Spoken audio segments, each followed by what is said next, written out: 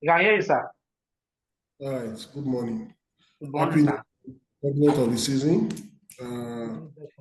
Nice to have you all here. Yeah, welcome to Equity Professional. Welcome to Equity Professional. And the paper we're having is Advanced Audit, Assurance and Forensic. So that is the paper we are having. The paper we normally call Advanced Audit and Assurance before. So that is the name of the paper that we're having. That is the paper that we are talking about, right? So my name is Adebayo Desalu. Like I introduced myself after sharing the material. You can see, can you see the material also that we'll be using throughout this class?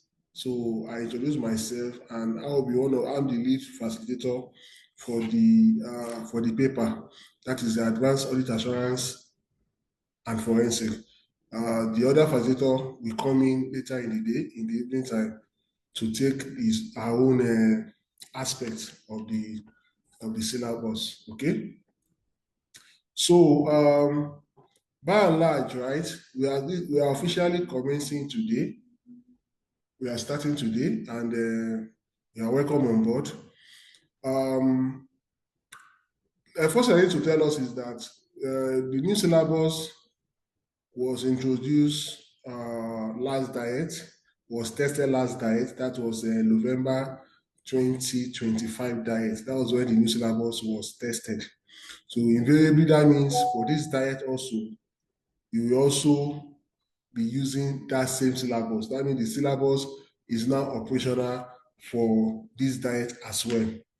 Now, there are some areas of changes, okay, in the syllabus.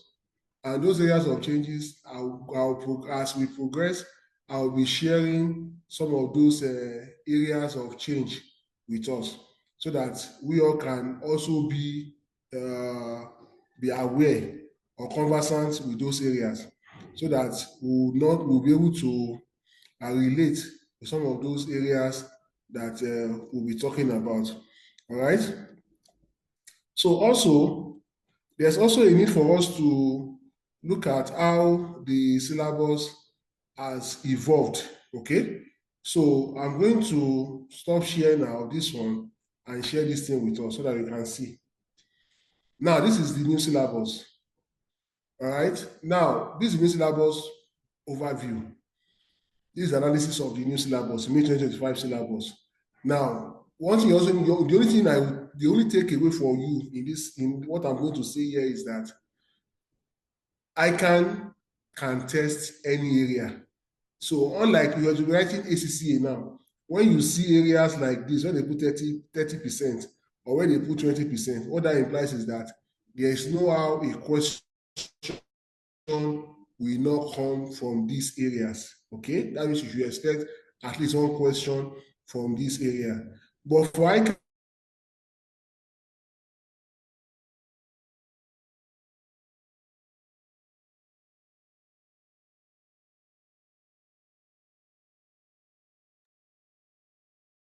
Sir, we can't hear you, sir.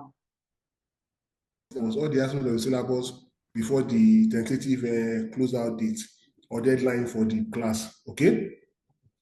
So this is the syllabus. The first one is law and regulations on audit and assurance engagement. That's 20%. Then you have accepting professional engagement and managing engagement. That's 15%. You have planning and undertaking audit engagement. That is 30%. Analysis of financial and other reports to appraise entities' financial performance and position. That's 20%. Then application of information technology in auditing. This used to be 5% before. It has now come to 10%. Okay, and the last one, we have current issues and development in the audit and assurance services. Okay, so all in all, you have 100%, and the areas you are going to, I can be testing are these areas, okay, which has been broken down into what you have in your material here. What you have in your material here, right? So all of those aspects have been cascaded into these 16 chapters, okay? So we are going to take them one after the other, right? As we progress in the class. So that is the overview of the syllabus. Does anybody have any question before we proceed? Question, comments, observation? Then another thing, the mandate I have as a facilitator is that there are three. One of the mandate is to teach. That is, you are going to learn. You are going to learn new things, new technologies, and ways to tackling questions that relates to advanced audit, assurance, and forensics. Okay, you are going to learn, and in every chapter or every time we are on air or we are online, right? We'll be able to bring in one or two key points or areas that might be very useful for your examinations. So what that implies is that we cannot afford to miss any of our classes till the end of the lecture, okay? Number two is to ensure that I debug us of all outdated information that relates to advanced audit, assurance, and forensics. So there are some information, right, that are already outdated. And if you are still using those information, if you are still applying those technologies in the examination, then that could be one of the reasons why some students have continuously fail that paper, because some of those technologies that you are using, they're already outdated. So my own objective, my own goal is to ensure that I purge us off, I debug us of all these outdated audit technologies that might have contributed one way or another to affecting our success in this paper. Number three mandate is to teach, to imbibe new ways of getting things done. Okay, that is relearn. So I'm going to try as much as possible within the confines of this space and time to be able to enable us to internalize, imbibe as many information as possible that will be helpful and useful to allowing us to come out successful in the forthcoming examination. All right. So I will also try as much as possible to make the class interactive as possible. So if you have any question as we progress, please, you are free to stop me at any time and ask any question, provided it relates to or is relevant to the topic that we are discussing. I hope that is clear. So does anybody have any question, comments, observation before? Hello, good morning. Good morning, sir. Good morning. You're welcome. Yes, sir. I'm just joining the class. I don't know if you have circulated the audit pack.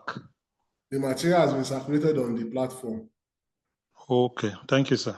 It's already on the platform, but if you are peradventure you are not able to get it, maybe in the course of the class or after the class ends, I'm going to reshare it again. All right? Okay, sir. All right, sir. Thank you, sir. Yes, sir. To be able to access it. All right? Any other question? Are we good? All right. So let's fire on. So I'm starting with chapter 1. And chapter 1 is the meaning of audit and assurance. Now, this chapter talks about, it gives you a background as to what you have done at skills level. At skills level, it has been elaborated. That is, the meaning of audit and assurance were appropriately explained in that particular at that level. All right. So in this class now, this is the advanced, this is professional. We are just going to talk on some areas of that of this audit and assurance. So, first of all, what do we mean by assurance services? So, assurance services are professional services that are performed, okay? They are professional services that are performed with the intention of boosting the confidence of the users of that information, all right? It's an engagement, okay, where the practitioner, so if you're talking about an assurance service, you are going to make use of a practitioner. A practitioner is someone that has been engaged to carry out an assurance service. We call the person a practitioner, okay? So that practitioner has been engaged, okay, to carry out an engagement, to perform an engagement, in which at the end of the day is going to express conclusion, is going to write a report and express conclusion that will ensure that it improves the degree of confidence of the intended users other than the responsible party about the outcome of evaluation or measurement of a subject matter against criteria. So that is big grammar, right? Let's try and break it down. What I'm saying here is this. First of all, assurance engagement is the mother, is very broad. It's part of assurance engagement that you have audit. Audit is part of assurance engagement. Audit is a subset, is an element of assurance engagement. I need you to know that. So that means that audit is smaller than assurance engagement. I hope that is clear. Now, what you also need to know is that anytime you are carrying out an assurance engagement, you make use of a practitioner. You make use of what? A practitioner. A practitioner is the one that will be responsible for the conduct or the performance of an assurance engagement. We call the person a practitioner, not an auditor. I hope that is also clear.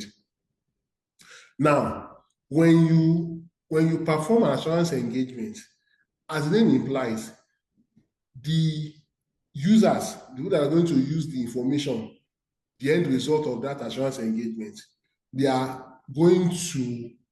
should be able to have some level of confidence that that practitioner has done a good job, that they can place trust on that work that has been done by the practitioner. That's what we talk about, the degree of confidence. Okay. Now, the practitioner, what we'll do is that it's going to review the work done by the responsible party. Who is the responsible party? The responsible party is the management and those charged with governance. Who are the management? Management are the people that are involved in the day-to-day running of the business. They call them management. Those that are responsible for the operational efficiency of the organization, we call them management. Okay? The management includes the managing director, the various heads of departments, internal auditor, and the likes. Okay? That's the management. Why those charged with governance? Those ones are the board of directors.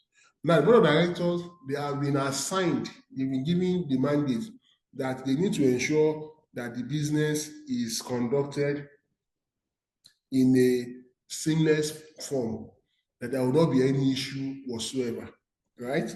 Now, as a result of that, the board of directors cannot do that on their own because they are not responsible for the day-to-day running of the business. So they are going to also employ the service of the management.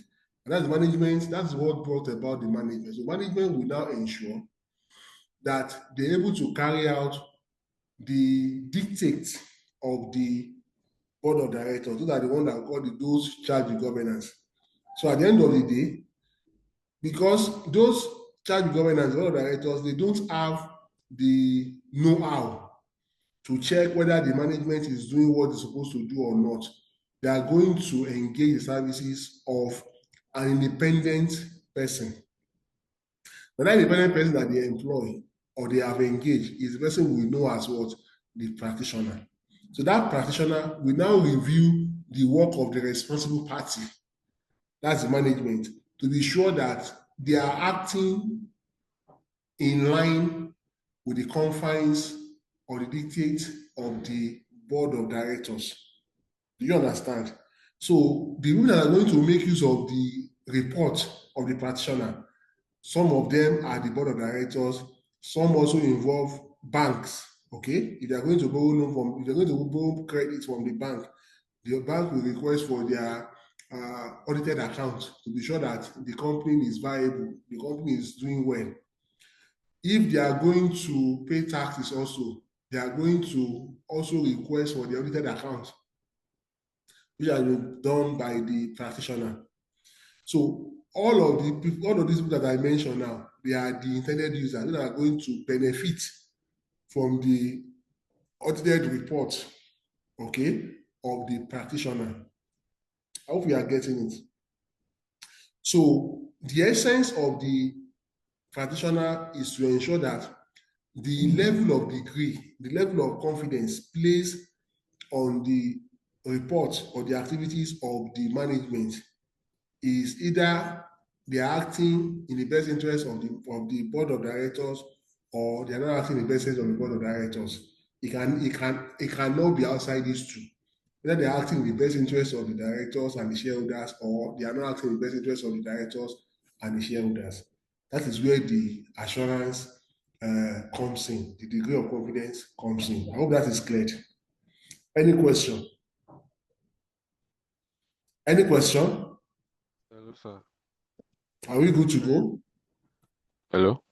Please go ahead. Yes, so I wanted to ask that I thought the main focus was to know if like the financial information is prepared according to the relevant financial framework. Are you done, sir? Yes. Did you hear my Now, question? I heard your question. That's why when I started, I made mention of, I stated something. I said that auditing is an aspect of assurance engagement or assurance services. Did you hear me when I said that, Mr. Inumidu? Yes, sir. So that means assurance engagement, assurance services, assurance engagement goes beyond looking at the financials only. It is audit that you do that you can now say that, oh, the auditors are looking at the financials to be sure that it shows a true and fair view. But for the assurance engagement, the scope is wider. So in assurance engagement, you are not limited to only looking at financial. You're also going to look at non-financial aspect of the business. So some of the non-financial aspect of the business that we are talking about here involves, number one, report on risk assessment. Now we look at the risk assessment of a business. What does that mean? You look at the business now, you know that this year now we have a new tax law, we have new tax laws that are become operational from the 1st of January 2026. As a business owner, you're supposed to conduct what? Report on risk assessment. What is the impact of this new tax law on my business? Because you know that these are tax law, they are government regulations. You either comply or you don't continue to exist as a business. That is the two. Those are the two ways that either you comply or you stop doing your business. So as a business owner, you're supposed to carry out an assessment. What is the impact of this tax law? What are the impact of these tax laws on my business? Is it going to make my business be more profitable or not? So that is, you can see, talking about what I said now is not related only to financial. It involves also non-financial. Number two type of assurance engagement is report on system reliability.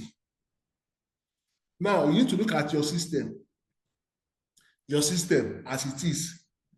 Is it formidable such that if there's any cyber threat, the business can withstand any cyber threat or cyber attack and it will still continue to exist? That is also non-financial. Another aspect of it is to look at report on value for money audit. Now, are you spending money? Are you spending your money in the most economically efficient manner as a business, or you are just lavishing the money because you have enough money to spend? Are you deriving value for the money that you have spent? This is another aspect of report, another aspect of what? Assurance engagement that does not necessarily affect what we call financials. I can go on and on and on and on. But what I'm trying, the bottom line of what I'm trying to drive at is that when we talk about assurance services, please be open-minded. It is not strictly on financial information. Thank you. I mean, I might be able to answer your question, Mr. Iwimidu. Yes, sir. So anytime you hear assurance Yes, services, sir. do not restrict your mind to only financials. There are other aspects that you need to know. When we get to chapter 11 and 12, we're going to buttress more on these areas. So just stay tuned till we get to chapter 11 and 12. We're going to discuss more about the audit-related services and the assurance services. Okay? Any other question? What about sustainability reporting? Can it be part of assurance engagement? Sustainability reporting. Yes, compliance with sustainability reporting. Sustainability reporting is not part of assurance engagement. It's part of non-assurance audit engagement. Non-assurance audit engagement, or you call it non-audit assurance engagement. That is what sustainability reporting is coming, that's where it's going to fall. The reason why it's going to fall in that area is the fact that before now, prior to last year, there was no regulation that talks about sustainability reporting. Sustainability reporting just became more regulated, or became regulated when they introduced the new sustainability reporting standard or framework that has just been introduced. Even as I speak to you, I'm not sure any company in Nigeria have started to comply. So it comes under non-audit assurance engagement, because it is not, there is no law that compels you that you must comply prior to now. Okay, so companies that are doing sustainability reporting, they are doing because they feel the need that maybe they have a wider stakeholder, maybe they have business, maybe they have foreign partners that have been clamoring for that information, and that is why they are trying to comply. Take their foreign partners out of it. Most businesses will not want to involve in sustainability reporting. Am I correct? Hello? Am I correct with your question? Yes, sir. I'm noted, sir. Thank you, sir. So that is where it falls. Any other question? Can we move on? Okay, thank you. So I've been able to clarify on those areas, and I'm happy that you're able to ask these questions, because if you don't ask questions, I will not be able to ascertain whether we are assimilating or we are not. But these questions that we have asked now has geared me to understand that, okay, there have been some areas that you have been trying to clarify, and that has afforded me the opportunity to be able to clear these areas, so that whenever we are in a discussion or we're having engagement, we'll stand a better chance to know what and what to say or what to contribute in those areas. Okay, so as I was saying, yes, Mr. Moses, any question? Yeah, sorry. Is it possible for an external auditor to also be an assurance, a practitioner for the same company? In Nigeria, yes, provided you are using separate engagement teams. They're not using the team that carried out the audits to go and do that other assurance services. If you're using different engagement teams, yes, it's possible. Am I able to clear your question, Mr. Moses? Yes, sir. Thank you. All right. So as we're saying, right? So I've just been able to discuss what we mean by assurance services. So before you carry out an assurance service, right, there must be some laid down criteria. What do you mean by criteria? Regulations, framework that has been established over time. Okay, for instance, you want to carry out report on risk assessments, as for instance now that I mentioned earlier. The criteria you're going to use for report on risk assessment is not IFRS. IFRS does not have any aspect that relates to risk. Okay, so you are going to use what we call the ISO 31000 risk assessment. That's what we are going to use as our criteria, because ISO 31000 defines what are risk, what are the classes or types of risk, how do you treat your risk, how do you report your risk, how do you do so many things. All of the do's and don'ts, the guidelines, are contained in that ISO 31000 that talks about what? Risk management. Do you understand? So that is what we mean by criteria. Another way to look at criteria is this. For instance, if you say how many plot of land makes an acre of land in Nigeria, it is 6 plots. When you have 6 plots of land on an acre, when you have 6 plots of land in a place, we call it an acre of land. Now, take that measurement to US, take it to China, take it to India, take it to Greenland, take it to Australia. Is the same universally accepted measurement. They don't have any other way, they will not contradict that information. It's standard, it's universal. That's why we call it what? A criteria. Okay? So if someone is telling you that this building is bigger than this building, you don't need to argue blindly. There are things you need to look at. Look at the dimension of the land. That will tell you which building is bigger. Look at if you have experts that can tell you also. You can have an expert that can tell you, like quantity surveyor, or you have an architect also. They can also throw more light and tell you that, okay, this is why this building is bigger than this other one. So you have your facts and figures to defend whatsoever that is being put forward as an argument. Okay? So the bottom line, what I'm trying to say here is that, what I'm trying to say here is that we talk about assurance engagement, assurance services. Please note that it is being performed by a practitioner. And I also made mention of another fact that an audit is a subset of assurance service. That is, assurance service is broader than audit. If you are conducting an audit, you are performing an audit, you call the person the auditor. When you are performing an assurance engagement, you call the person a practitioner. Okay? I hope that is clear. So, like I said, the practitioner, like I said, I've explained this one earlier, is engaged by one party to give an opinion on a piece of information that has been prepared by another party. The responsible party, that is the management that prepared the information, will subject their report to the what? To the engagement, to the practitioner to review and be sure that everything is in order, whether they are acting in the best interest of the business owner or not. All right. Now, what you also need to note here is that in audit is different. Okay.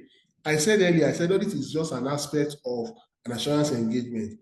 Now, what do we mean by audit? Now, audit is a type of assurance engagement whereby an auditor has been appointed to review the financial statement as prepared by the management, whether it shows a true and fair view. That is, all the information contained in that report, they are not misleading. And all those information, they are not biased. That all those information, they are provided in line with applicable financial regulatory framework.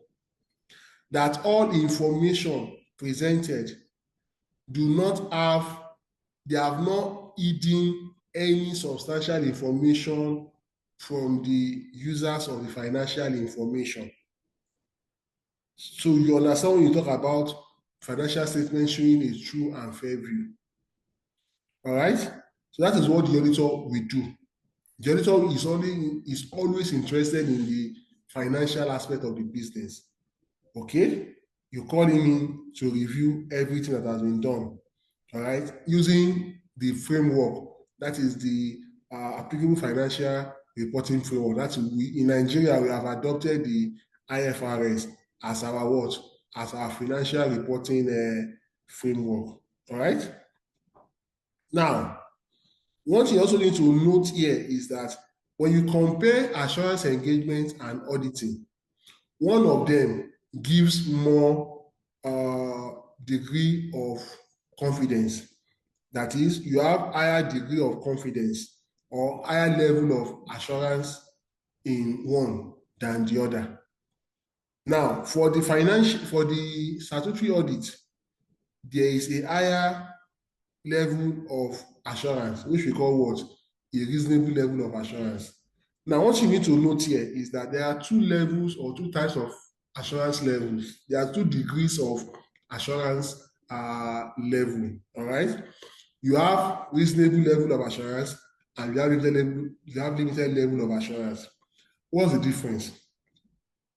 Now, when you have a reasonable level of assurance, what that implies is that as the auditor or as a practitioner, right, you have been provided with all necessary information. You have been provided with all necessary information that will guide and assist you to be able to form an opinion that the information provided has been the correct information and it complies with all the relevant laws and regulations, and that you can go to any length to defend that information. Why? Because you are very sure that all the information provided, they are credible and reliable information. We call it what? A reasonable level of assurance. Okay? At least you can defend it to any length. However, when we talk about limited level of assurance, as the name implies, limited, it is subject to the level of information that has been provided.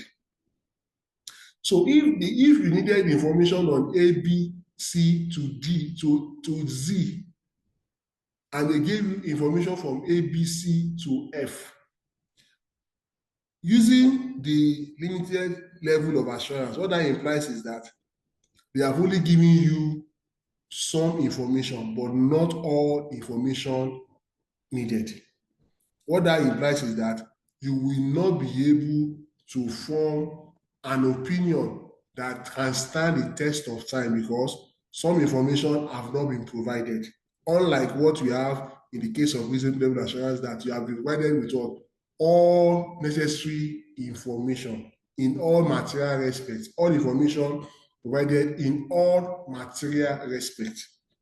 But in the case of limited level of assurance, you are provided information based on what? Related information. What do you mean by related information? You ask for orange, as an example. They gave you apple. And you said, no, I wanted orange. They said, both of them, they are fruits and they are round-shaped fruits. So you can use that one in place of the other. You understand what I'm trying to say in that instance. So that's why you call it limited. So when you talk about limited level of assurance, it means that not that the information they are giving to you is wrong. What that implies is that information they are giving to you is not all that there is to that particular information. They are only giving you a particular information. So based on the information provided, you've been able to arrive at your conclusion. You'll be able to draw your conclusion. That is what it means. I hope I'll be able to clarify on these two. reasonable level of assurance, and limited level of assurance. Any question?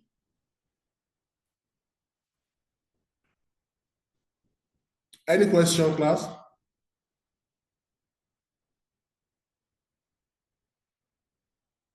Are we good to go?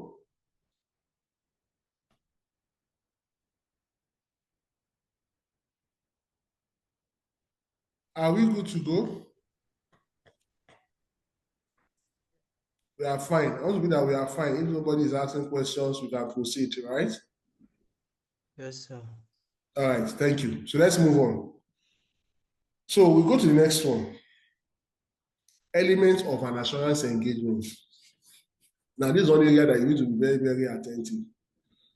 Now, when you say an engagement is an assurance engagement, there are certain qualities that you are looking out for. There are certain parameters that you are looking out for. If those parameters are not there, there are certain elements that you are looking out for. There are certain characteristics that you are looking out for. There are certain attributes that you are looking out for. If all these are mentioned, you can say that I use different adjectives, right, to qualify what I'm trying to say. Now, the reason I'm using different adjectives is that in examination, they can ask you different adjectives also. They might not limit you to what you have here. So you not say, we are only taught elements. They talk about characteristics, they talk about attributes, they talk about parameters, they talk about qualities.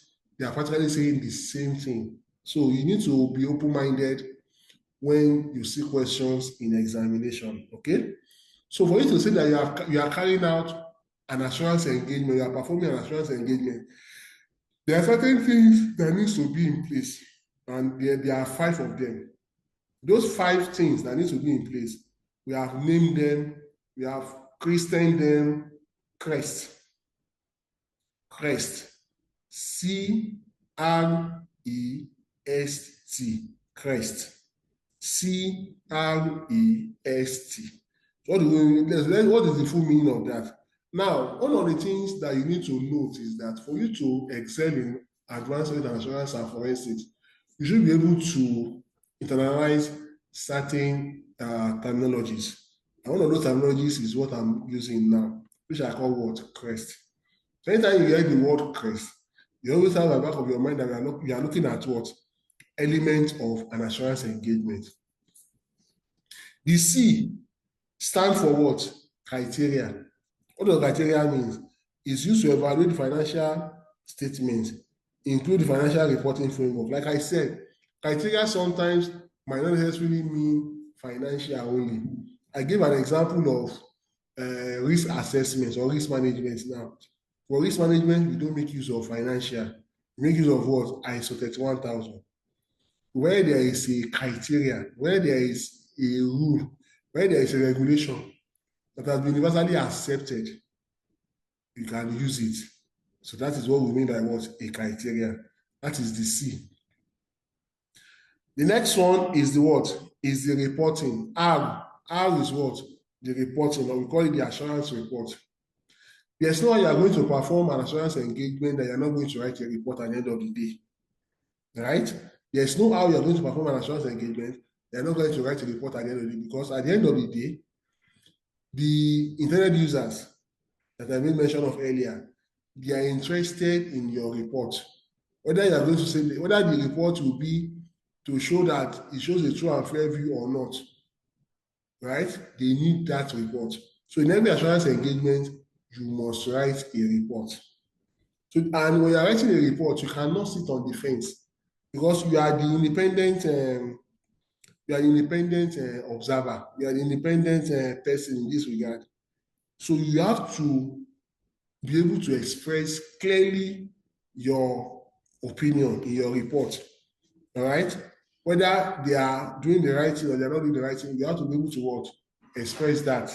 Your inability to express that will show whether you are truly independent or your independence has been what? Has been impaired. I hope we are together. That is the R. We'll talk about the criteria, we'll talk about the reporting. The third one is the E, CREST, the E. The E is talking about what? Evidence. Now, as the practitioner, right? performing an assurance engagement, you must have sufficient and appropriate audit evidence. Sufficient and appropriate what? Evidence to back up your what? To back up your report. Now, what do you mean when you say your evidence is what? Sufficient and what? Appropriate. You must have enough information, enough to convince anybody that you have done a quality job.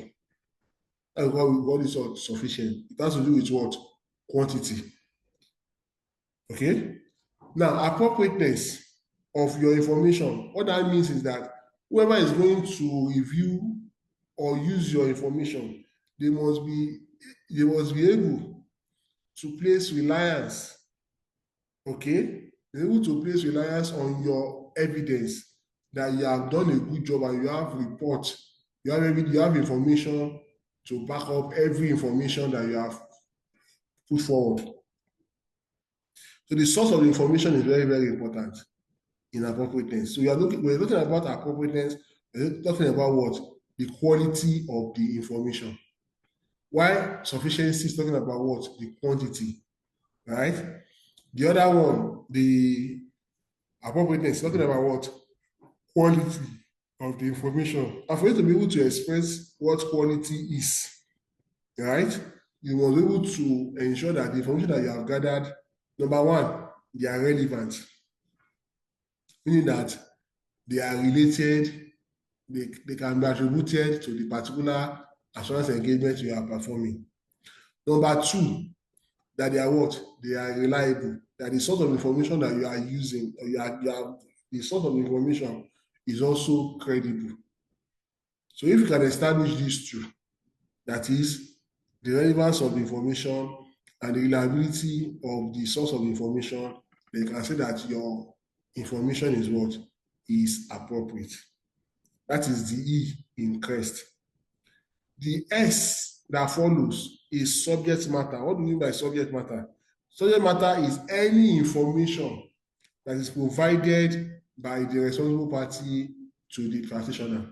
Any information, not limited only to financial information. Any information. You want to perform reports on performance measurements now. You want to know whether your staff, whether they are performing up to their KPI or whatsoever. What are you going to use? You're going to do an appraiser. Now, is the appraiser you are going to use? How each head of department or team lead has appraised his staff is what the compilation of this appraiser form is what will form the basis of your own what? Your information. Okay? So whatever information that is provided by the responsible party, by the management to the practitioner, that is what is known as what? The subject matter. Please add that at the back of your mind, not necessarily only financial information. And the last one is the three-party relationship. The three-party relationship. What do you mean by three-party relationship? It is only in assurance engagement you have three-party relationship. What do you mean by three-party relationship? What do you mean by three-party? That is, in every assurance engagement, you will have three people that are involved. You must have number one, the practitioner. Who is the practitioner? The practitioner is someone that has been assigned to perform a particular assurance engagement, whether audit, whether report on risk assessment, whether report on performance measurement or whatsoever. Whoever that person is a practitioner. Number two, that person must have the what? The responsible party. Who are the responsible party? The responsible party are the directors, board of directors, and the what? And the management. They are the responsible party, because they are the one that will provide whatever information that will be needed by the practitioner. So we call them the responsible party. Okay? Then the third person that makes up the three-party relationship are the intended users. Who are the intended users? Those are going to make use of the information after the report has been submitted. So who are the responsible parties now? Who are the intended users now? We have the shareholders, you have the government, you have the banks, you have the creditors, you have the customers, You have the general point. Anybody that's going to make use of information, okay, by information that has been provided by the practitioner, that person is known as what? The intended users. I hope that is clear. So once you say you are carrying out an assurance engagement, by law or by information, right? These 5 elements must be present. If any of them is missing, then you are not performing assurance engagement. You are doing other type of engagements. I hope that is clear. Any question? Any question? Any comment? Any observation? Are we good to go? Are we good to go?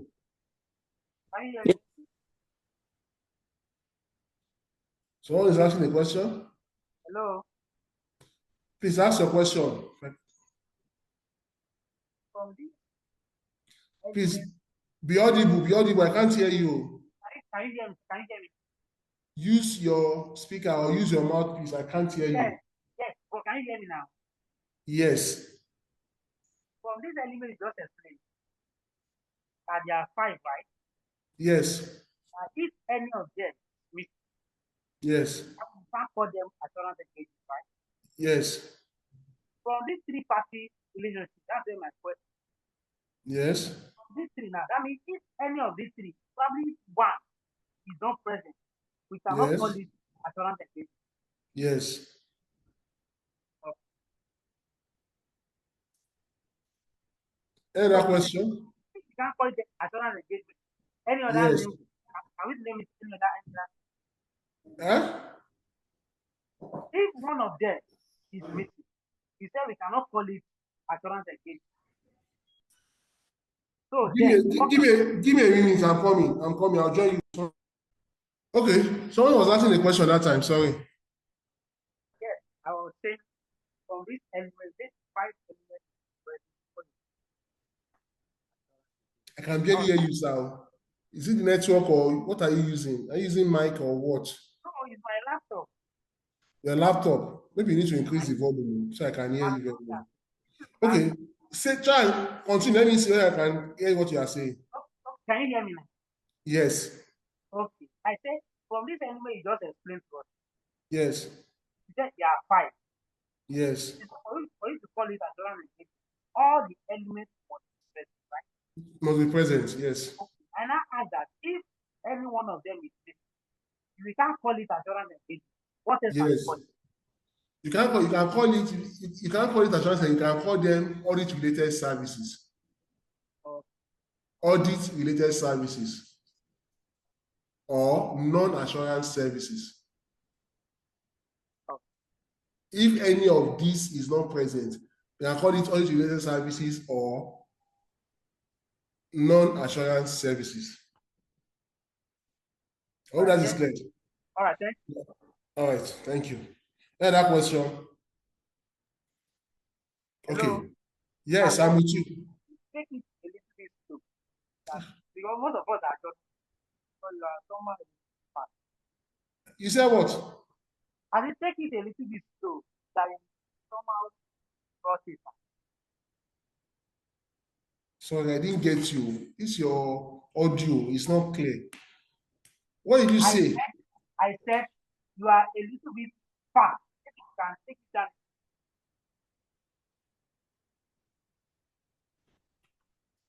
I didn't get you. You said what? I'm what? So you are fast. You are fast. Please. I'm fast. Yes. You're going to have the record. It's recorded now. We are working with time.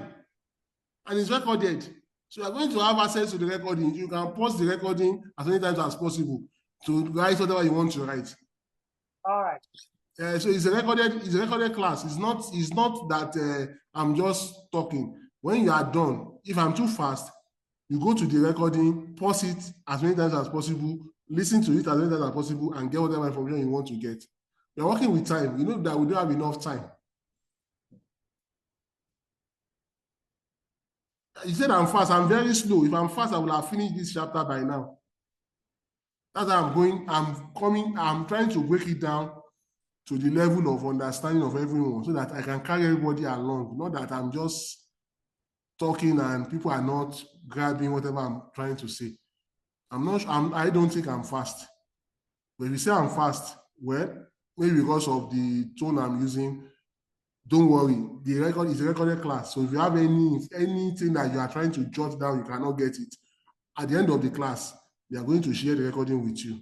So you can use that to form whatever note you want to form as regards your preparation for the exam. Okay. All right. Another question. So we go to the next one. I've talked about this, but I'm just going to look at it again. Is the what? Is the level of assurance. I said that there are degrees of assurance. Okay. So degrees of assurance or levels of assurance, we are saying the same thing. Now, when you're talking about degree of assurance, right, is depending on this aspect. Number one, the amount of work performed in carrying out the assurance process. What is the volume of work performed? Number two, so when you talk about degree of assurance, right, it's based on two things. You look at the volume of work that has been done. Number two, you look at the result from that work. That will give you the level of assurance. That will be able to place degree on to what extent you can depend or you can rely on what has been done. Okay? That's how we come across, that's how we come by the degree or level of assurance. Like I said, there are two of them. The first one is the level of assurance. That is the level of assurance provided by the practitioner's conclusion expressed in a positive form. I've talked about this before. You are just saying it. I've talked about it before. It is the degree of assurance whereby the practitioner can go to any length based on the volume of information or the level of information that has been provided to him. He can defend it to any length. He has that 100% conviction that everything is in order because he knew that all the necessary information has been provided. So in that regard, the practitioner will express what? A conclusion in a positive form. You understand? However, in the case of limited assurance, what happens in the case of limited assurance is that one is, as the name implies, there are some limitations. So the practitioner will express a negative form. When they say something is negative, now mind you, in audit, there are some aspects in audit that the way we communicate might not be the same way you communicate that in normal English. When you're talking about normal English, for instance, let me give an instance. When you say the auditor gives a qualified audit report, in audit, it is a bad report, or there are some reservations on that report. But in English, when you say you're a qualified person, you mean that something that is very, very good, something that is very, very remarkable. So please, when you say the word negative in audit, it's not negative, it's not necessarily negative in the real sense of it. What he's saying here is that there is a limit to which the practitioner or the auditor can place reliance on the work that has been submitted or presented, whether you call it what negative. For me, how do I mean? So somebody is supposed to give information from A to Z, like I explained earlier. The person gave information from A to F. That means the information is not complete.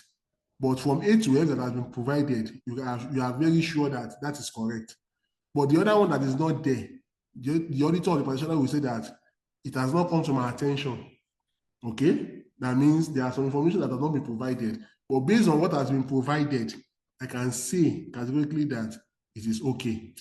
But he's not too sure. He's not convinced that everything has been provided because he knew or she knew that certain information have not been provided. That's why we call it limited. So, for instance, you want to carry out an audit, there was an investigation they want to do in your organization where a fraud just happened.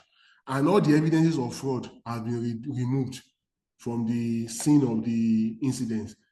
And they now asked the auditor, go and do the audit, go and do your findings. And when they got there, he did not see anything. He said that there's no, everything is fine. There's no issue with this area of the business. Everything is perfect. And somebody now said that you are not correct, sir. There are some things that happen. We called you here because there was a fraud. Because you have taken away any information that he or she can use as a basis to conclude that yes, there was a fraud. You have removed those evidences. So because you have removed those evidences, nothing has come to his attention that fraud had occurred in that organization. Nothing has come to his attention because nobody gave him that hint. Nobody gave him that information as regards that. So that is why we call it what? Negative. Okay?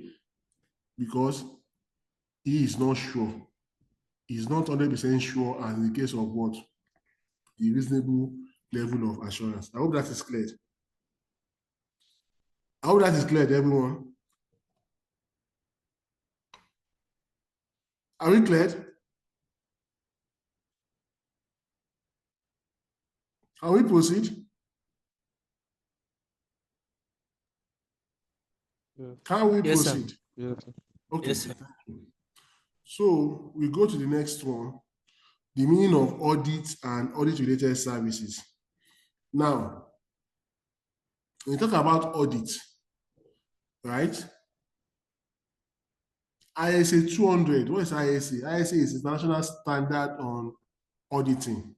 200 states that the purpose of an audit is to enhance the degree of confidence of intended users in the financial statement. Okay. Now, how do you enhance the degree of confidence of intended users? This can only be achieved where the auditor is able to express an opinion that the financial statement presented shows what? A true and fair view. What do we mean by showing a true and fair view? That is, they are prepared in line with applicable financial regulatory framework. That's when you say that the information is what? Is shows a true and fair view. Okay. Now, we talk about audit-related services. Like someone asked that question earlier. Audit-related service is not an assurance engagement, right? Is another type of engagement, but not an assurance engagement. Assurance engagement, we always have those 5 elements that we discussed earlier, CREST. But in the case of audit-related services, all the 5 elements will not be complete. You might have 4, you might have 3, you might have 2. You're not going to have all the 5. That is one thing that you need to have at the back of your mind when you talk about audit-related services, okay? So they are engagement undertaken by an accountant or from an accountant to perform this type of assignment. They are type of engagements that are undertaken or that are performed by accountants or those that work in some firm of accountants, okay? So we are going to look at.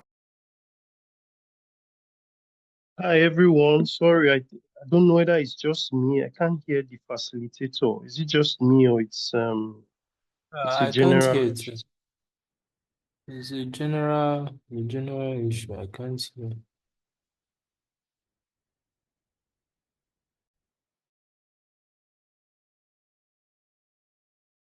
Muted. He's muted. That's why.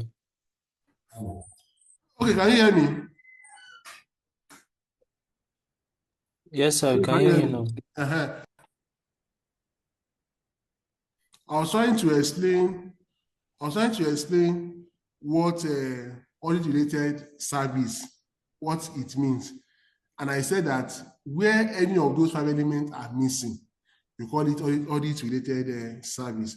Now, types of services that you can conclude or you can generalize as audit-related services are review of data, agreed upon procedures, and compilation. Now, what do we mean by review of data? Now, review of data is a type of engagement, right, where the information Someone must have prepared the information. Someone must have prepared a report.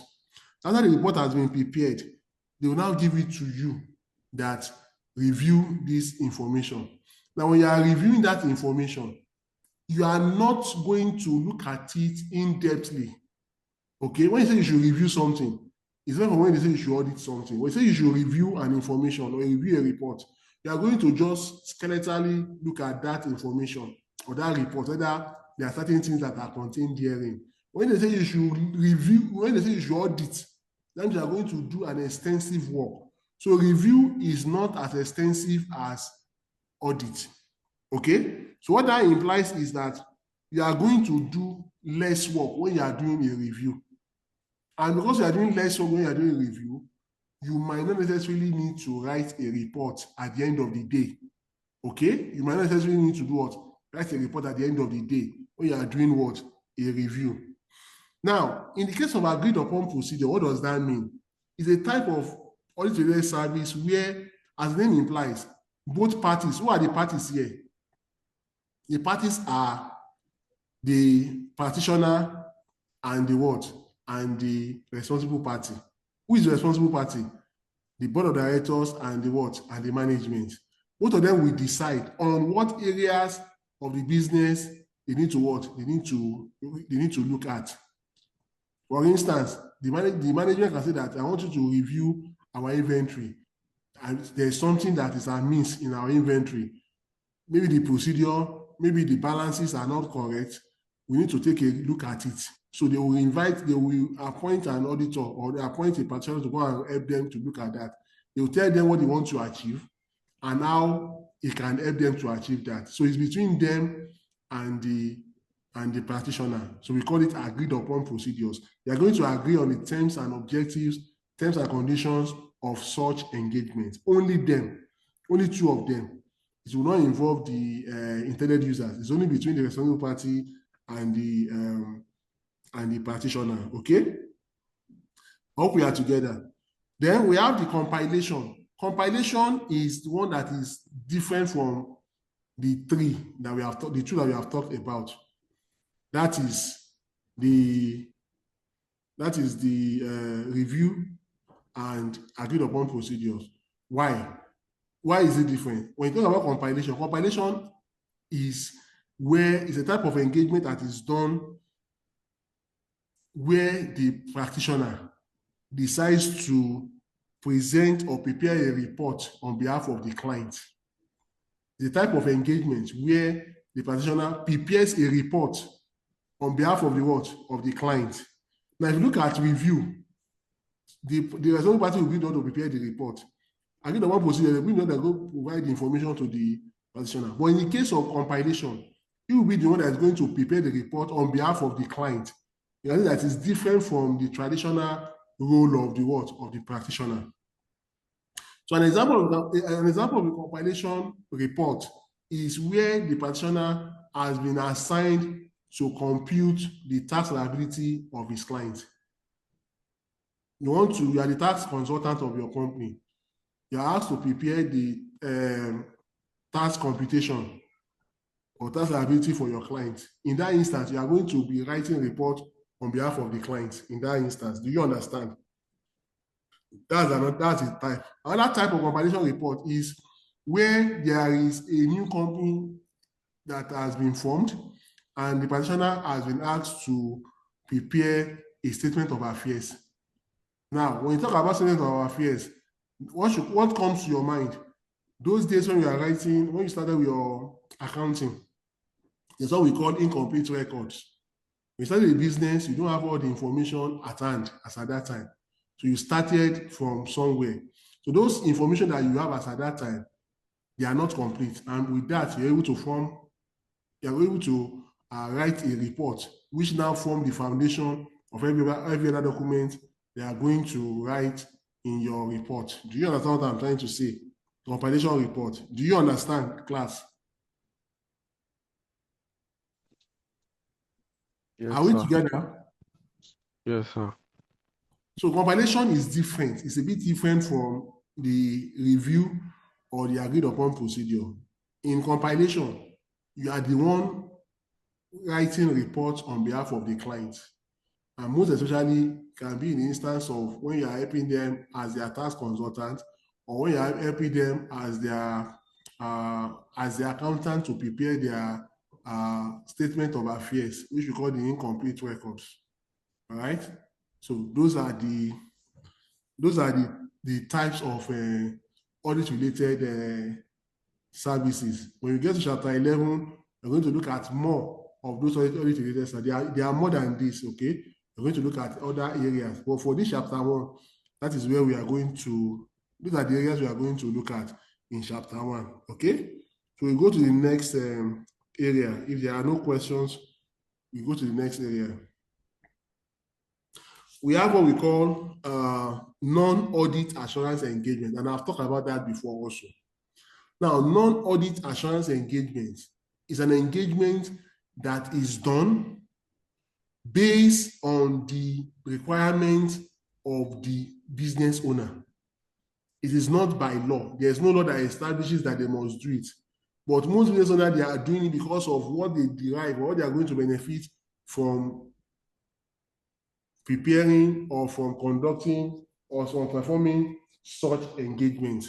We call it what? Non-audit assurance engagement. So what that means is that there are no law that compels organizations to perform these audits. But organizations, they do it because of what they intend to gain, the benefit they intend to gain when they perform such audits. Example, corporate social responsibility. There's no law that says that companies must render CSR to their host community. There's no law that says so. Okay? But what they have seen is that most organizations that render corporate social responsibility to their host community, they stand a better chance from their investors in future when they see that, oh, this company has contributed immensely to the growth of its host community. Such organization tend to do what? Tend to benefit, okay, from what they get when they put those things in place. It's going to add to their reputation, going to add to their brand, okay? Environmental policy also. There are laws that say that they must comply, but there is no law that says that is as stringent as saying that if you don't comply, you are going to sue your company, okay? But most companies, what they try to do is that because of the effect of not safeguarding the environment, or because of the effect of further desecrating the environment, because they know that they are the ones that are going to benefit, they are going to be the receiving end at the end of the day. Most organizations now comply with the environmental policy. For instance, I don't know, but for me, this year, I've not witnessed anything like what? Like Harmattan this year. Why is that so? It's part of what? Global warming. Part of our activities as organizations. We have contributed to altering the what? The atmosphere. Okay, what's supposed to happen at certain times, they are not happening at certain times. I see the heat has been extensive this time around. Before now, by this time, we are in Harmattan. But this year, there has not been Harmattan. All over Nigeria, no Harmattan has been reported. So it's part of some of the activities that we are doing as a business that has contributed to making some of these things to become a reality now. Employment policy. There's no company that says that there's no company that has two or similar employment policy. You look at what works for you as an organization. You understand? Then also, the last one is the non-financial performance indicators. Now, most organizations, they focus on the financial, not knowing that sometimes the non-financial dictates what the financial will be. The non-financial dictates what the financial will be. Let me give an instance. So if you have an organization where the key management staff, they have been resigning, the turnover has been very, very high for the key management staff. Don't you think that is going to have an effect on the business eventually? The reason is that, number one, that means the people that are preparing the financial statement, some of them don't even have the information to prepare the financial. So by preparing the financial statement, the information they are using to prepare the financial statement might not be correct. The number two, such company is what? Is at the brink of what? Collapse. Why is such company at the brink of collapse? Because there is no structure in place. There's no what? Structure in place. So before most companies that will end up folding up, some of them started from them not being concerned as to the non-financial aspect of their business. Okay? They just focus on the financial. And then by the time they realize that that was the problem, it was already too late. The company is already at the brink of what? Collapse. So your take home for the non-audit assurance engagement are engagements that are performed at the instance of the organization. Okay? Because of the benefit that they can derive from it. But there are no law that compels organizations to ensure that all of these things are put to place. I hope that is clear. Any question? Any question? Any comment? Any observation? Any contribution?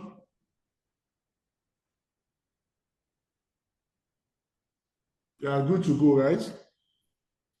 All right, thank you. So with that, we have come to the end of chapter 1. There are no questions. We have come to the end of chapter 1. So we are going to commence with chapter 2 now. All right, we're going to commence with what? Chapter 2. All right. Now, before we go to chapter 2, I'm trying to see. Yes, I'm with you. Good morning, sir. Good morning. Who is speaking? Sir, for Fatima. Okay, go ahead, madam. For those of us that have the new ICAN pack, how are we going to relate it with this material? For those of you that have what? The new ICAN pack. How are you going to relate to this material? Yes, and this updated material. Yes. Okay. Now, my own advice. How are we going to? My own advice to you is that you concentrate on this material that you have shared on the screen. Because ICAN material is almost 700 pages. Before you read, digest, summarize, your exam is already at hand. Do you understand? So that is why I have summarized this material, and this material has been tested, trusted, proven to be up to date, to be enough to make you to what? To pass the examination. So that's my advice. Okay, thank you, sir. Thank you, Any sir. other question? Any other question? Any other question?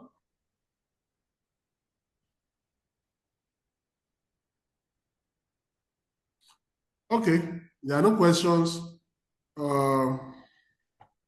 Let's look at one past question that relates to what we have talked about. Okay, so I'm going to share it now.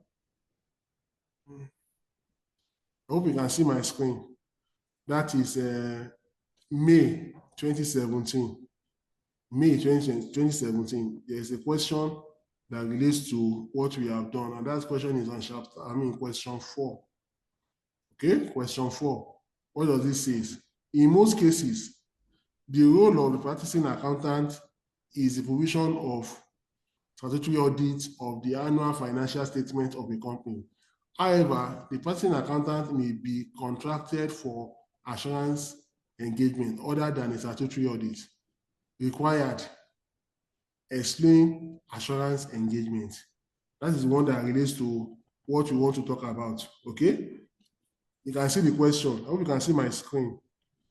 In most cases, the role of the practicing accountant is provision of statutory audit of the annual financial statement of a company. However, the practicing accountant may be contracted for assurance engagement other than statutory audit. And I ask you, required, explain assurance engagement. As small as this, as short as this question is, most students might not be able to get even up to the maximum point. That is 4 marks. Maybe some students will just get maybe 2 marks out of this. Okay, because of what? Because of their understanding of what the requirement of this question is. All right, so when you have a question like this, it's as simple as straightforward. They ask you, explain assurance engagement. So you have to explain assurance engagement. All what I've talked about assurance engagement prior to now is what you're expected to put down in writing. Don't go and say because it's 4 marks, you just write one line. I think you are going to get the 4 marks. It's not like that.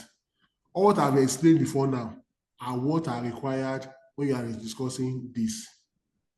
As a matter of fact, there might even be need for you to even to compare and contrast between assurance engagement and statutory audit.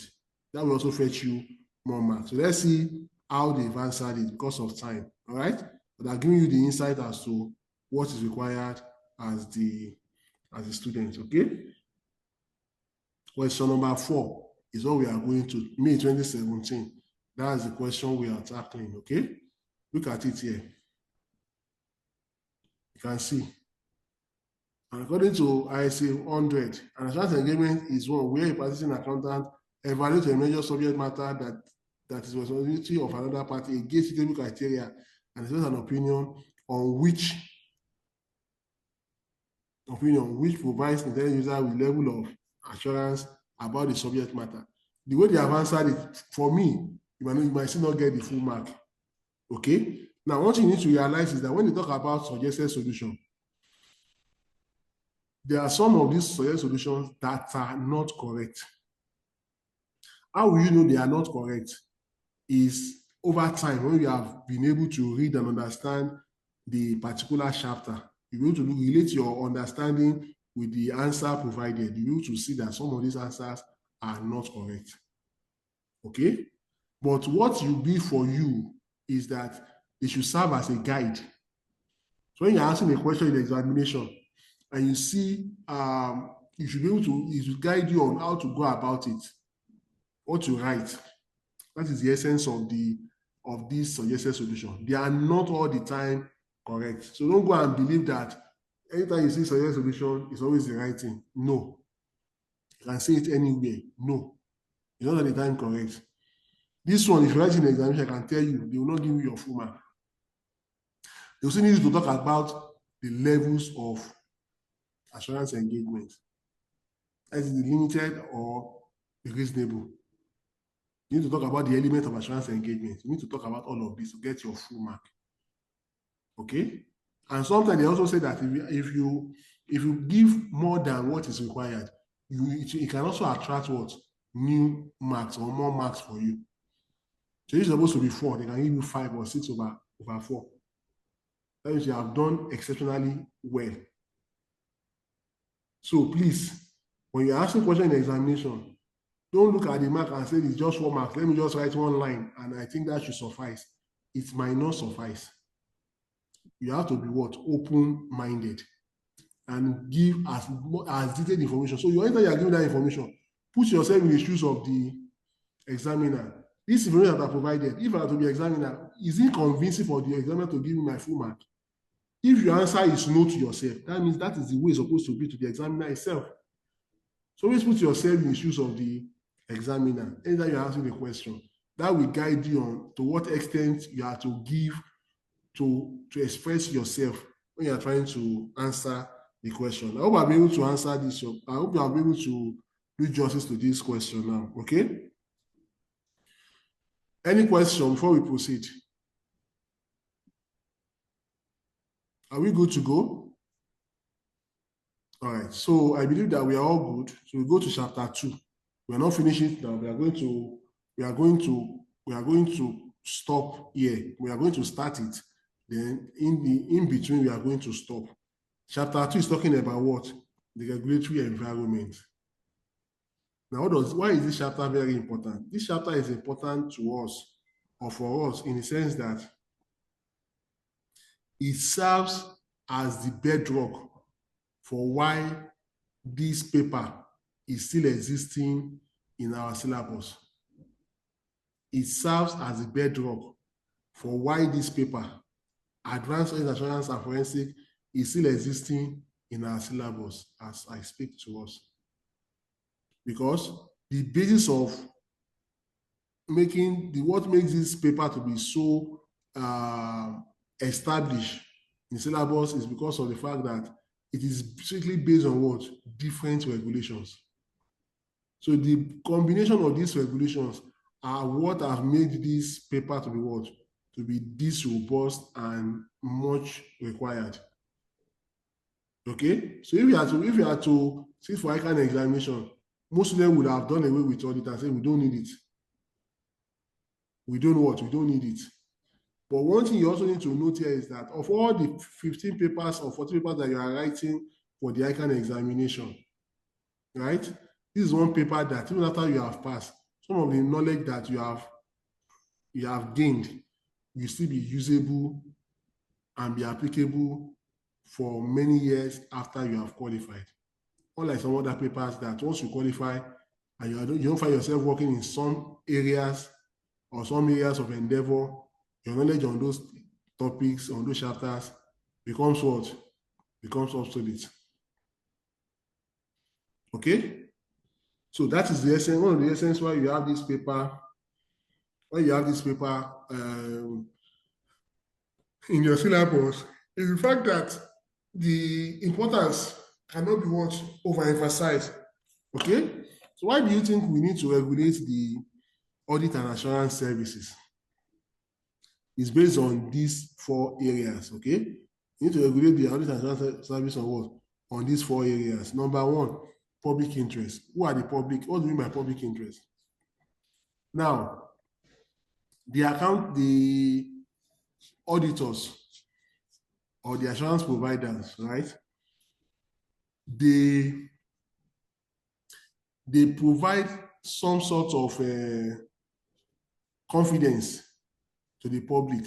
For instance, if an investor wants to invest in a company now, the first thing they are going to request for, or the first thing the investor will request for is the audited account of that company that he wants to invest in. And who prepares the audited account? The auditors. Before he does any analysis, that's the first point of call. All right? So, because he believes that as accountant or as auditors, you have not compromised your integrity, your independence has not been eroded, and they believe that you are very professional, and to a large extent, any information that you put forward in your report, to a large extent, can be what? Can be trusted. Okay? They can be what? Can be trusted. Number 2, another reason why you need to regulate your assurance services is what ethical regulation. Now, ICAN is aware that, yes, it's good for you to have members that are what? That are sound, that are intellectually sound. You have also realized that, yes, it's good for you to have members that are intellectually sound, but they must also have good moral conduct. There's a book that I've read, they talk about attitude is everything. Your intellectual can take you to a place, but it's your attitude that's going to sustain you there. If you have bad attitude, yes, you will get there, but you will not last long there if you have bad attitude. Okay? And that's what ICAN has also done. Yes, our members have to be intellectually sound, but there is a minimum level of requirement we expect our members to conform with. And that will be the base of our next chapter, that's chapter 3. Okay? There are certain things we need to conform with as ICAN members. You talk about the integrity, objectivity, confidentiality, and the likes. Those are the things that they expect you to comply with. Okay? Then the third one is on legal regulation. Legal regulation. So as accountants, as auditors, okay, as assurance providers all over Nigeria, right? ICAN has been in existence since 1965. Okay, and since their existence in 1965, they have contributed in no small measure to the advancement of the Nigerian economy. How do I mean? There is no aspect of any law that has to do with a business in Nigeria that you don't have anything that has to do with how to audit such venture. Take the Bank and Other Financial Institutions Act. There's a section of that act that talks about how do you audit a bank. Take the Nigerian Insurance Act. There's a part of that law that talks about how to audit an insurance company. You take the what do we call it now? CAMA 2020 as amended. There's a part of it that talks about how do you appoint an auditor? How do you enumerate an auditor? How do you dismiss an auditor? How do you make an auditor to resign? All of these laws are entrenched or are embedded in these main laws that I've talked about. And because of this, it has made the audit and assurance services to be what? To be a profession to be reckoned with. A profession of what? Of high repute. There's no organization that wants to form today that you don't need the service of an accountant or even an internal auditor or an external auditor in no time. There's none. That's to tell you the importance of the regulatory environment that has been created for the auditors. Then number 4, the reason why we need to regulate the audit and assurance profession is because of what? Is because of professional regulation. What does that mean? Aside from us conforming with ethical standard, ethical regulation, we also need to ensure that we have guidelines on how we get our work done. And those guidelines are entrenched in the various aspects of the auditing standards, the ISA, National Standard on Auditing, the National Standard on Review Engagements, National Standard on Assurance Engagement, National Standard on Quality Management. Okay?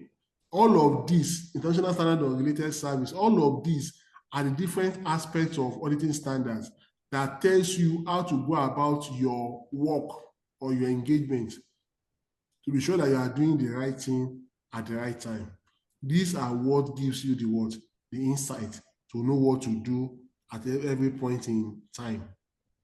Okay? So your take home for this particular first area of chapter 2 is that there is need for the public interest to be protected.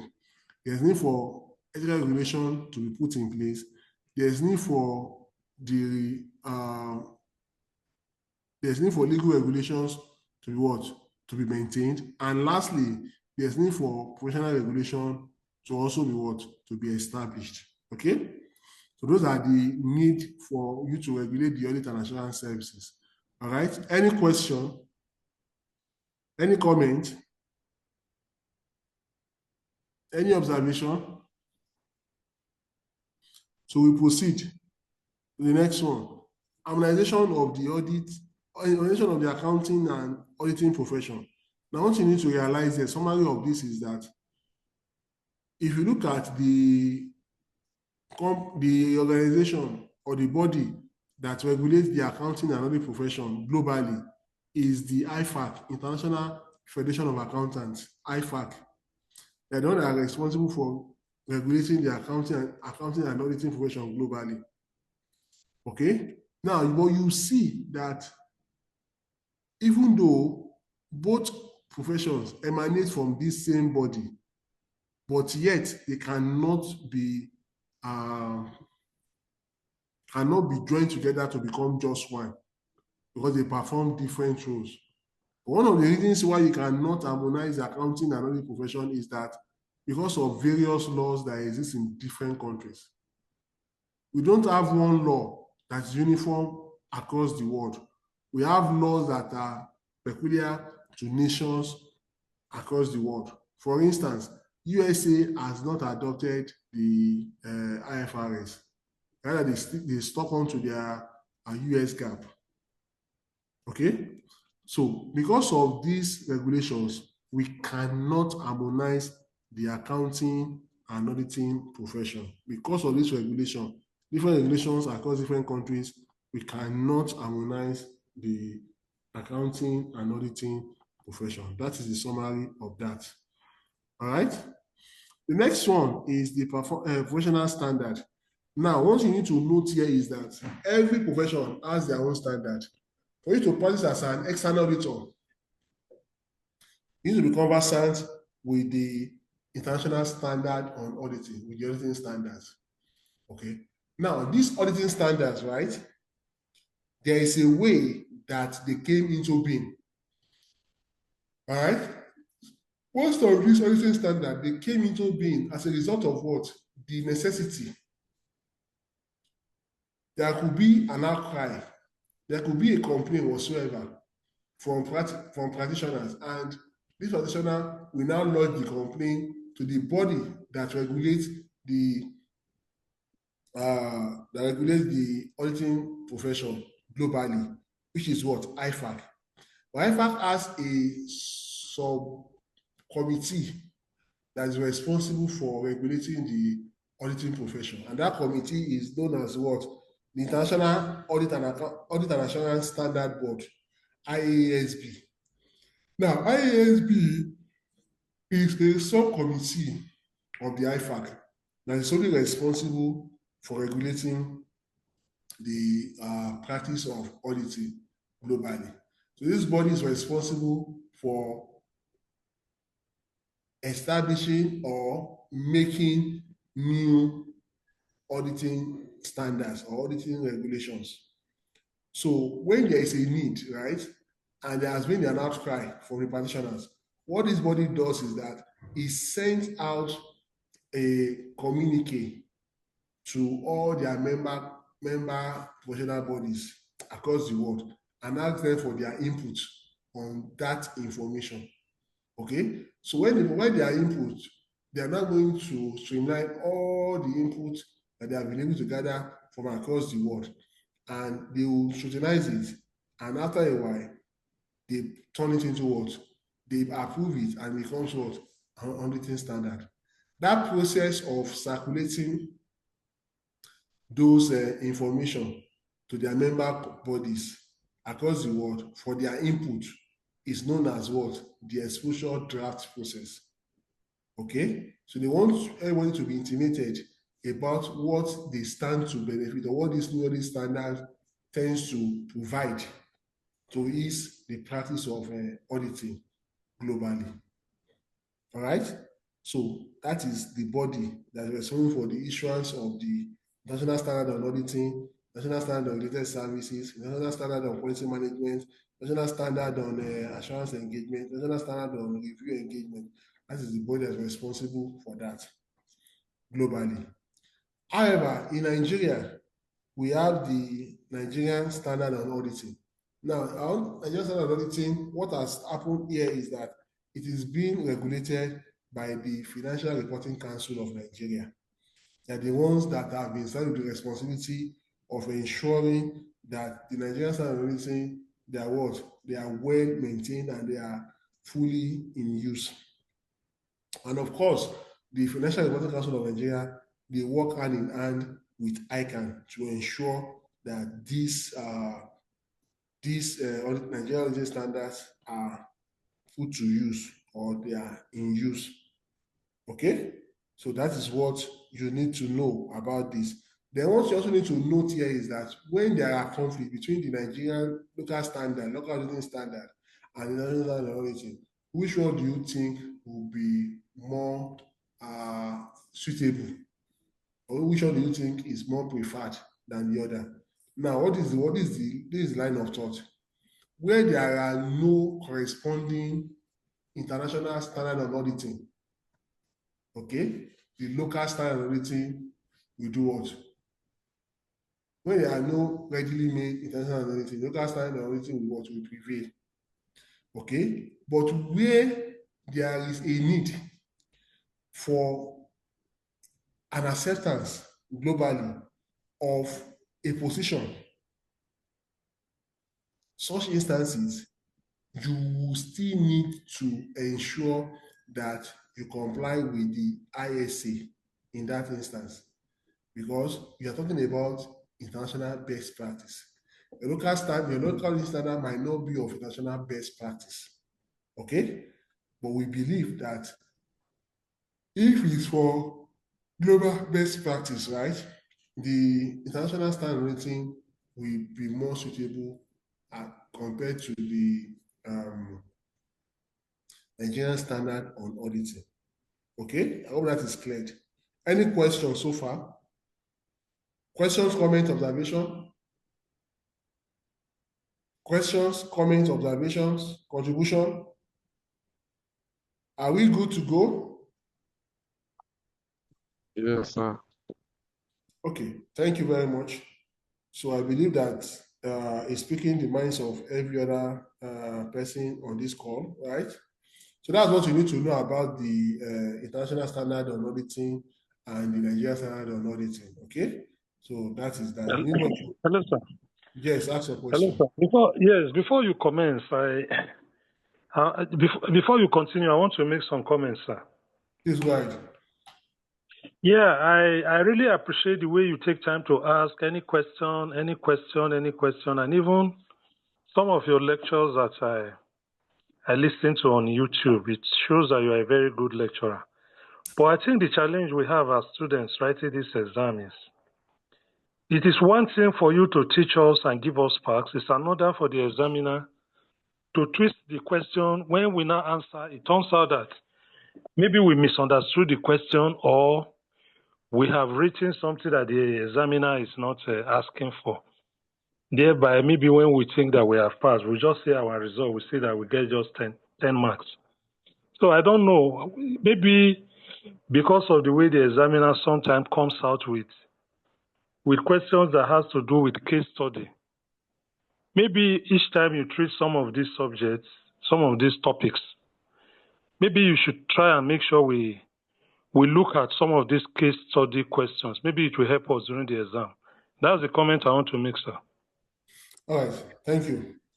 I appreciate Mr. Usman. And you agree with me that after the end of chapter 1, you saw that I went to past questions and I look at the question that relates to what we have done so far. Okay, and that we have done so far is what we tested ourselves. We tried to explain to us the areas that might be pitfalls for some students that have attempted this question in examination. And as we proceed, is the culture of the management of this great tuition center or tuition house that as we proceed, we are going to take time to tackle some questions, okay? But one thing you need to realize is that you need to take time on your own as well to practice as many questions as possible. Ask questions as many as possible. It's highly essential that you practice, okay? Then also, with the knowledge that I come.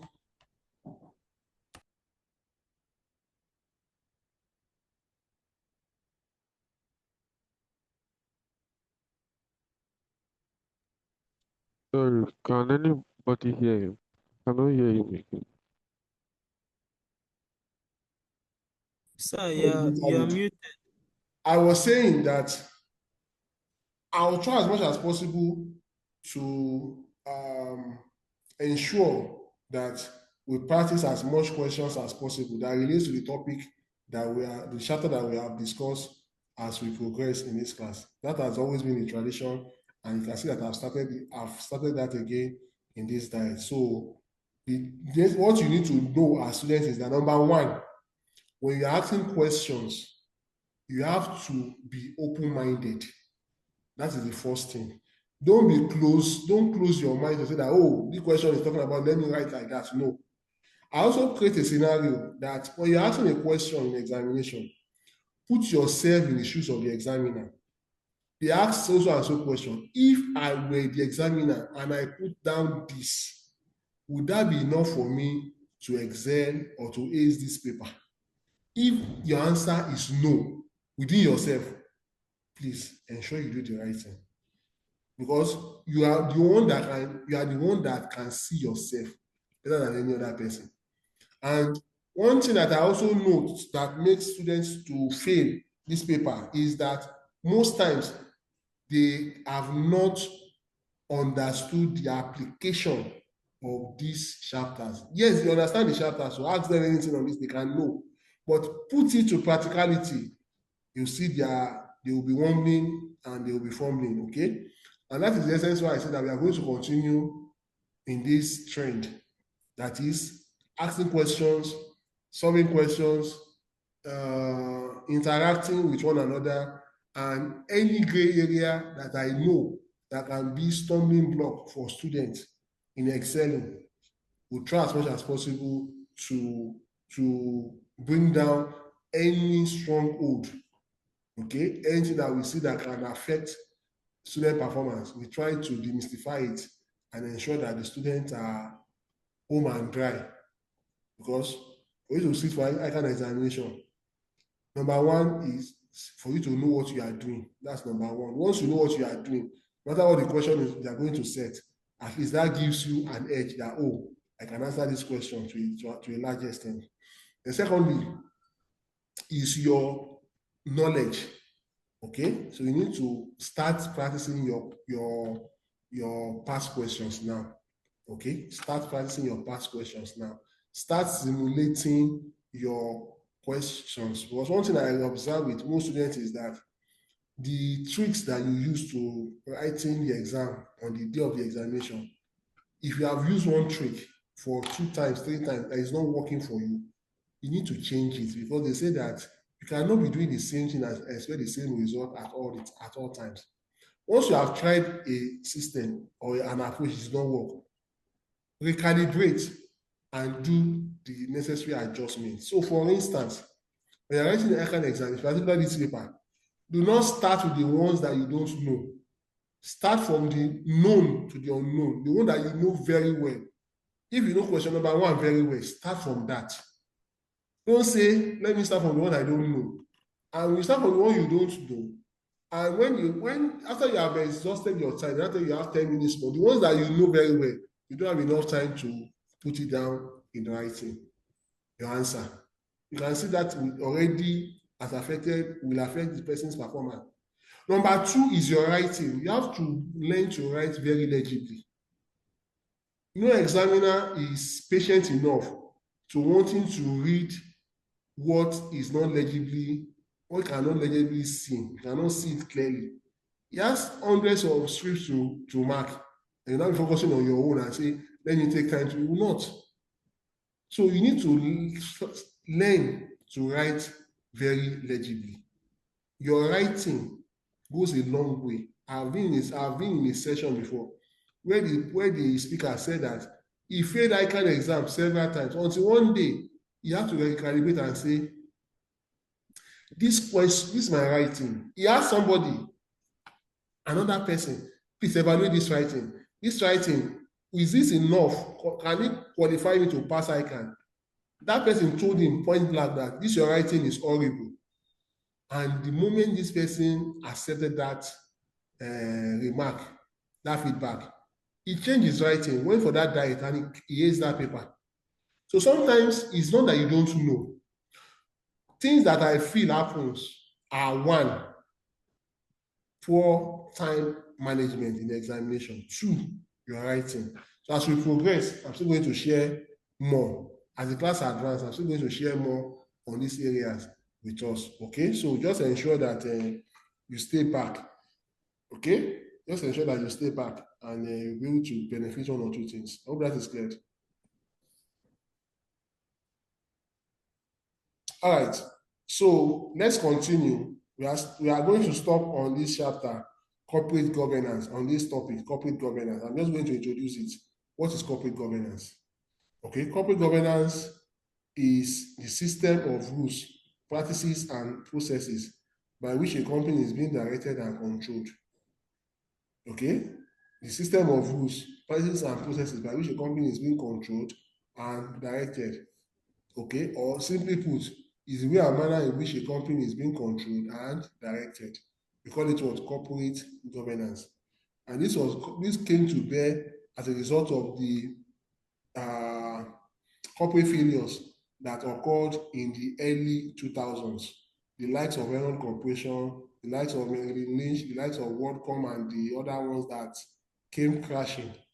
Okay, so there is a need for measures to be put in place to address these corporate failures, and that was what gave rise to the corporate governance. Okay, so what this corporate governance is trying to say is that the ability to be able to balance the interests of the company's stakeholders, okay, and the various interest group, the stakeholders, the owners of the business and interest group, who are other people that are sharing the company, for you able to balance their interests is what is going to go a long way in achieving this particular objective. Okay, which we call the corporate governance. Essentially, when you talk about corporate governance, right, you're talking about three things.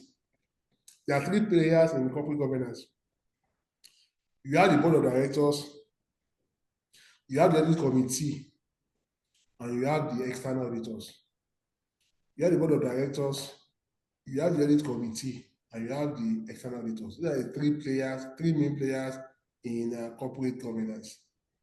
Putting in place audit committee, ensuring you have board of directors, and ensuring that you have what? Board of directors, audit committee, and what? You have appointed the right set of what? External auditor. So that the three players that are needed for you to put in place a sound corporate governance. Okay. Now,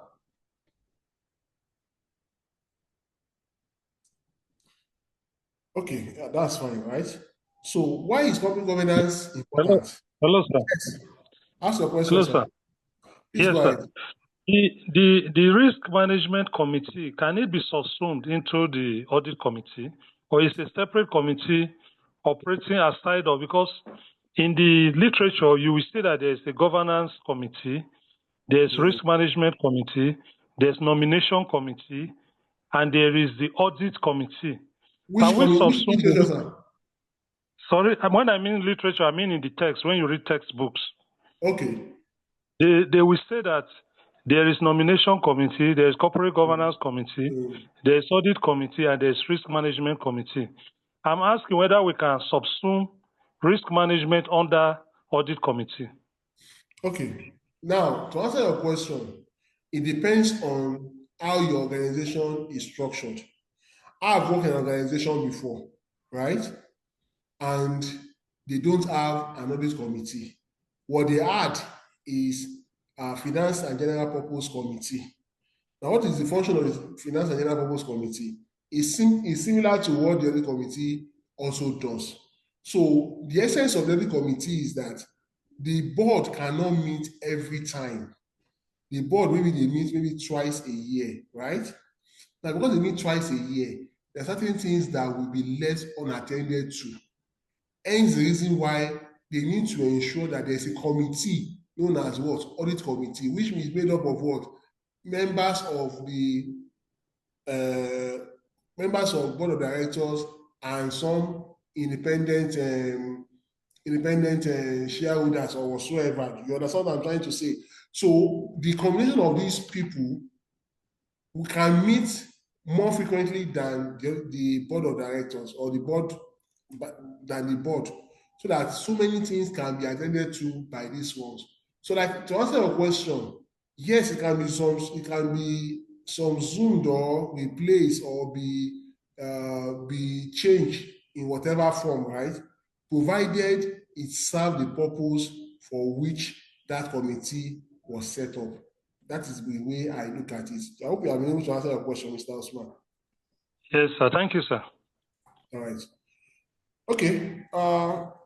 Let's proceed, right? We go to the next one. The importance of corporate governance. Where is corporate governance in place? Number one, when you put corporate governance in place, it streamlines processes and gives people accountability. So if you work in an organization where there's corporate governance, nobody needs to tell you what to do. Why? Because at the point of joining that organization, you have given your what?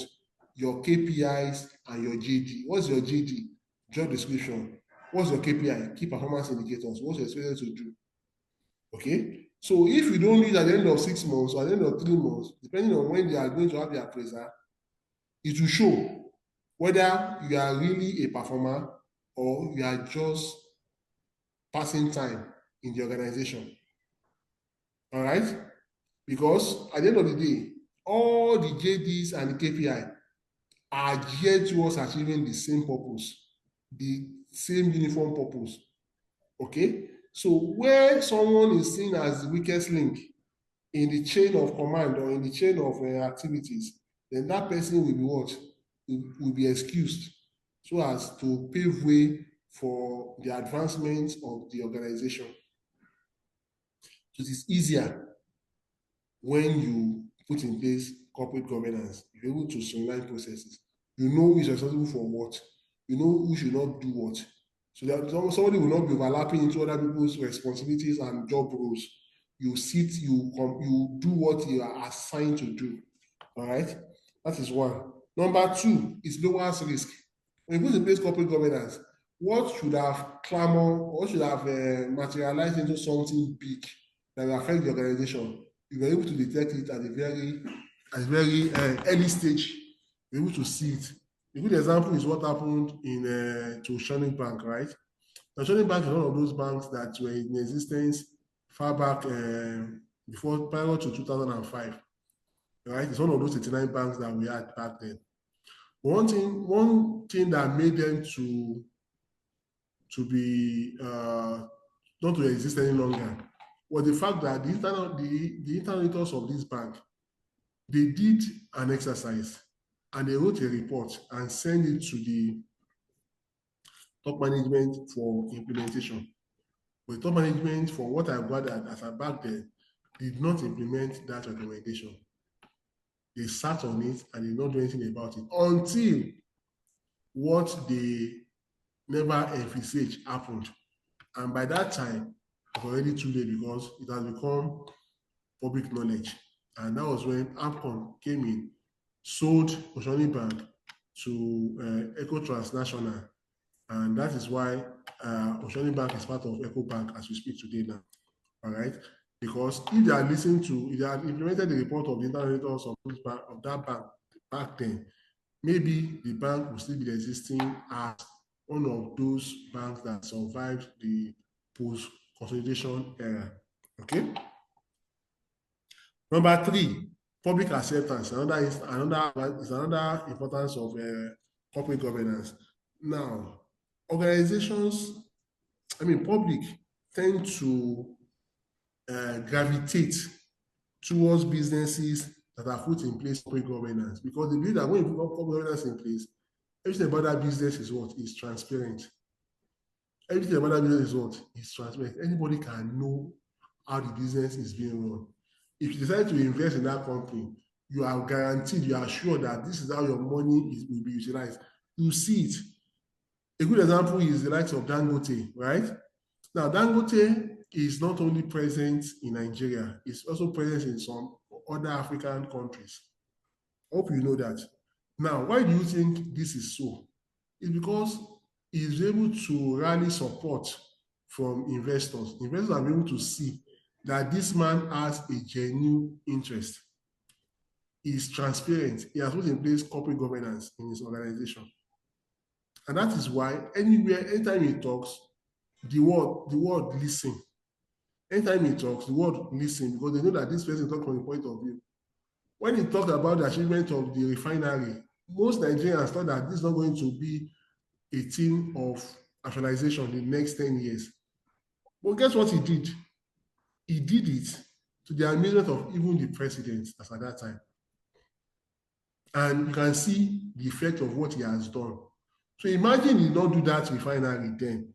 Don't you think that the price of oil in Nigeria now, of PMS in Nigeria, would not have reached almost 2,000 naira per liter? But with what he has been able to do now, he's been able to stabilize the prices.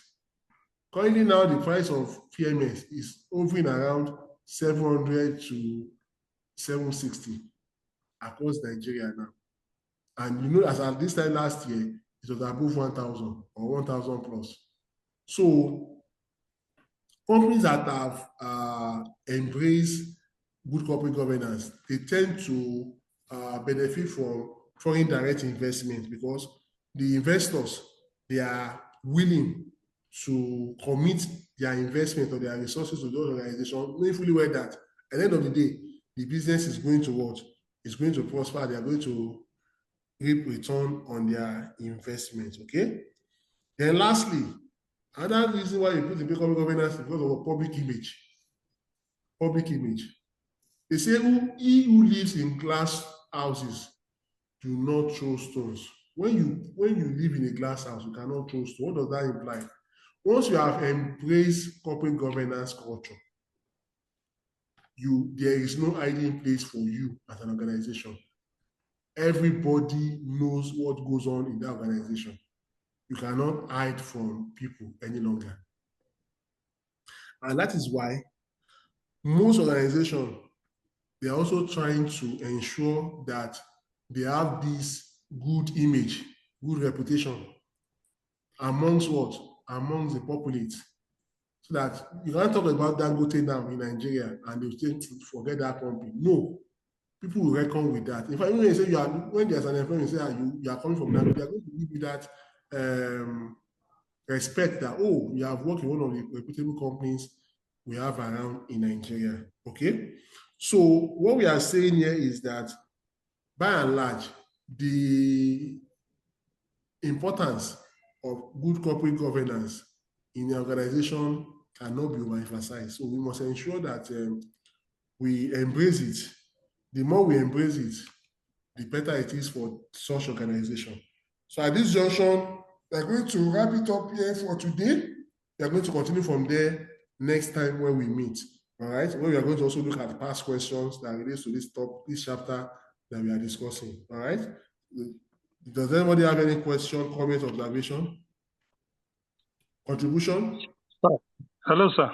Please go ahead. So before we wrap up, question 3 in last diet focus on this area you just finished explaining.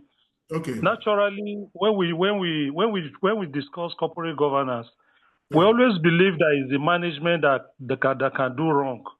And in answering such questions, we tend to say, okay, when the auditors come and find that something has gone wrong with management, they should escalate to the audit committee or the risk management committee. Yes. But in that question 3 of last diet, it turns out that it was the audit committee that failed. A number of these reports were escalated by the auditor for the attention of the audit committee. Unfortunately, the audit committee failed. Another pressure, the chairman of the audit committee had to resign, according to that question 3 last diet. Don't worry. Now the question was, okay, question 3 last diet. Don't worry. Just remind me, we're going to look at that question next class. Oh, next class, okay. And the question focused on, okay, so what do you do after the man has resigned and you are reorganizing to start afresh? What do you do? And to a large extent, I found myself fumbling. I couldn't even think until I came out of the hall before I started remembering some of the things that should have been done. Don't worry, we'll look at it next class. Thank God that you are able to relate to that question. Thank you. All right, thank you, sir. All right, any other question before we wrap it up? Are we good? I think so far everybody is fine. So at this junction, we are going to call it a day or call it a wrap for today. We are going to continue next time, same time next week, okay? God's willing. All right, enjoy the rest of the weekend. Thank you so much for your time. Sorry, sir. Yeah. Hello, sir. I'm with you. I see we still have AAA today. Are you the one taking the other part, or there's someone else? No, somebody else. Okay, so there will be no overlapping now. You guys, No. He's not taking the topic. The person is not taking that topic. The person is taking another topic, another chapter, not this chapter. Is that clear, sir? Sir, very clear, very clear. All right. Another question. Thank you so much. Have a good weekend.